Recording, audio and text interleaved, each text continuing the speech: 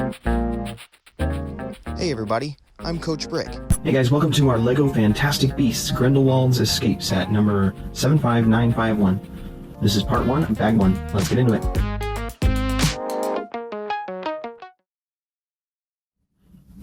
Hey guys, so today we're going into the wizarding world of Harry Potter, checking out the Fantastic Beasts Grindlewald's Escape.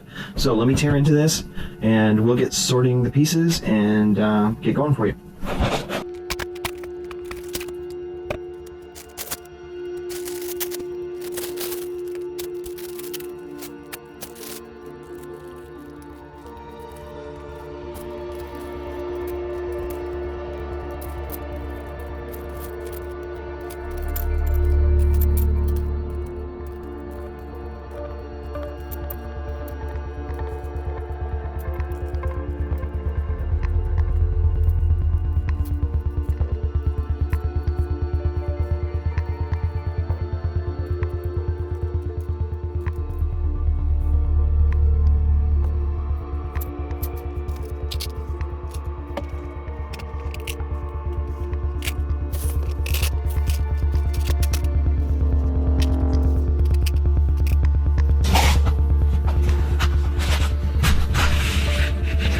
Alright guys, here's my tray. Obviously there's a lot of black pieces in here. Some brown, some dark tan, light gray, dark gray. You said dark gray. A little bit of red, a couple transparent pieces, yellow mostly. Alright, so I'm gonna take this horse piece thing out here. So we are going to get started on minifigs. So I have all the minifig stuff off to the side here, as you can see. I'm not really familiar with these characters. Let's see on the box. So we have Grindlewald, who I think is the villain of the story, right? And then there's Seraphina Picquery. Okay, so it looks like on the box that she's facing off against him. Maybe she's the protagonist in this setting. So let's start off here building our minifigures. So we'll get the let's see, zoom in. We're going to do the darker torso and the dark gray pants are going to go together, and then this lighter face here, and then the other character. I guess this is a dress. It's kind of weird, but okay, we'll put that on there, and then we'll put her head on, and she gets this little beret kind of hat thing. It's hard to tell which direction it leans, so just put it on and then you can twist it into place. Sorry, I don't know if you guys can see that very well. You can twist it into place once it's on to get it, you know, slanted to the side like it has in the instructions or whatever. And then this guy gets the white hair. And he's got two different faces on this, so you can have different expressions. It's cool, the double printed heads. And, you know, they each have these little, we first saw these in the Powerpuff Girls set that we did. They're little hand launchers, like little energy magic blast things that launch off. If you flick them to the side, you just kind of press on to the side of them and they launch out. And then we have the wands here too.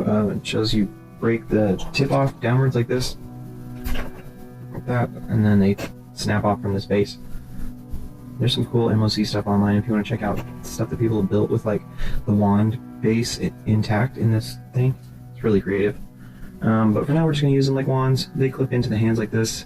It's easier to go into the top of the hand, I think.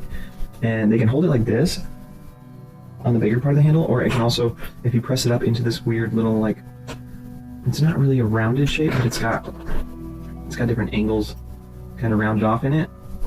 Then, come on, do the thing. Alright, then they can kind of flick down like this and they can point their wand. It's kind of cool how they did that. Okay, so got her wand, his wand,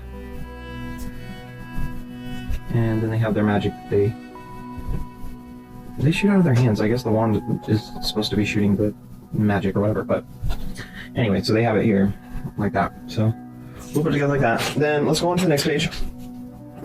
We have this crazy like dragon horse thing. Let's see. First step says just grab this base. Then in step 2, we need 2 of these little black pieces. It's like a 1x2 plate, and it has these 2 bars hanging off the side.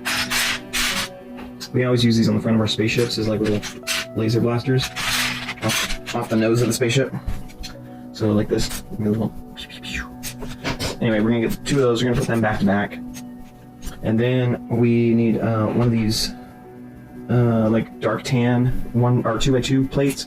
Put that on top of there to connect those two, and then we also need 2 more of these black pieces that are 1x2 plates, and they have 2 clip hands off the longer side. So like that, and then these guys are gonna go on here so that the clip hands are hanging off the sides over the bar on each side like that. And then on top of that, you want to put in sub-step 4 2x2 tile right on the top of there to finish that off. And then this guy is going to get this thing on here, so you're going to put this on there so the bars are going long ways across his flanks like that. And then in step 3, you can put these dragon wings clipped into the sides here like that. These are kind of cool. They have like a transparent fade effect through here, this transparent kind of rubbery plastic. So that's kind of cool. And then in step 4, grab 2 of these little black claws. They don't exactly have a stud, but they have this little post on them, and we're going to stick that post into this little hole in the bottom of each wing. It is a little tricky to fit it into there. Just kind of wiggle it in, and the claw is going to curve. I don't know if you can see it. That's a good angle on that.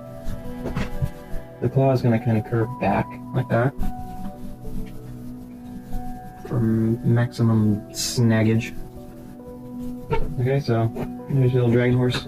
I don't know what they call it in the movie, but whatever. Alright, then on to step 5. We're going to start building the carriage. Let me zoom out a little bit. And we're going to first get this U-shaped brown piece. It's a pretty complex piece, so you can't really mistake it for anything else. But alright, so what we're going to do is we're going to get that, and then on to step 6, there's a call-out box. We're going to get this brown 1x2 block, and it has a hole inside. And then we need a standard black double-ended clip. I'm going to stick that into one side of this. And then with that clip in place, then we need a light gray, it's a 1x2 plate that has a 1x2 plate hanging off the side. Okay, so some side-facing studs. That's going to go on here. Obviously, you can't put it on where the side-facing studs are the same direction as the clip, because the clip's in the way. So, off the other side. And then onto these side-facing studs in sub-step 3. You're going to grab this 1x2 tile that has this bar handle on here, and put that on there so that the flat side, the right angle side, is downward, okay? So it's angling from the top, like that. And we need to make 2 of these. So let's get all those same pieces and do it all again. So we have our 1x2 block, we have our clip, we have our 1x2 with the sides facing 1x2, and we have our handlebar piece. Alright, so with both of these on here, then we're going to take this U-shaped piece and we're going to put this clip into that center hole on each side, okay? That.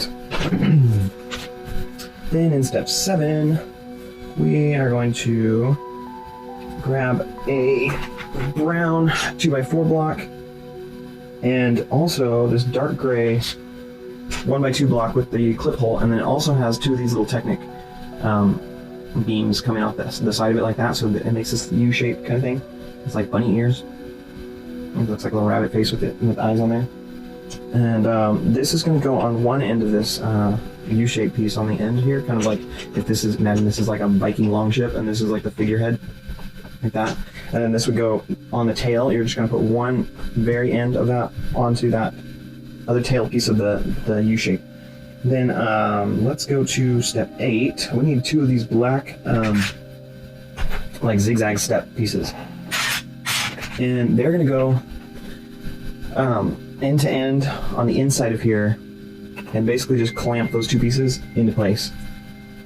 Alright, so just like that, clamp everything into place nice and secure, and then on to step 9 where we want one of these dark tan 2x4 plates.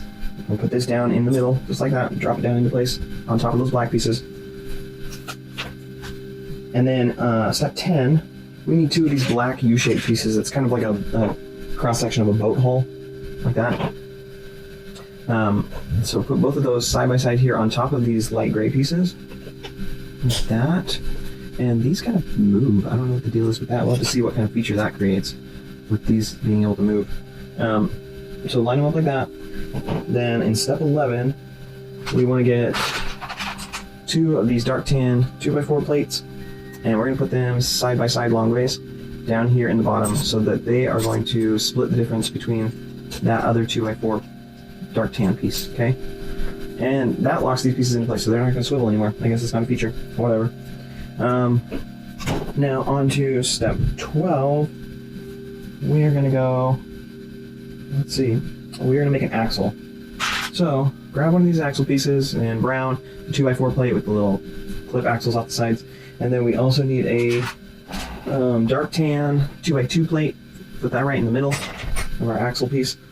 And then this is going to go on the back here underneath this block, this 2x4 block, okay? Right, flush with the end, like that. Alright guys, that's all we have time for today. Thanks for joining me. Come back next time for part 2 of the, part 2 of bag 1. I guess there's only one bag, so part 2 of bag 1. And please check out our Patreon and support us if you can. And we will see you later.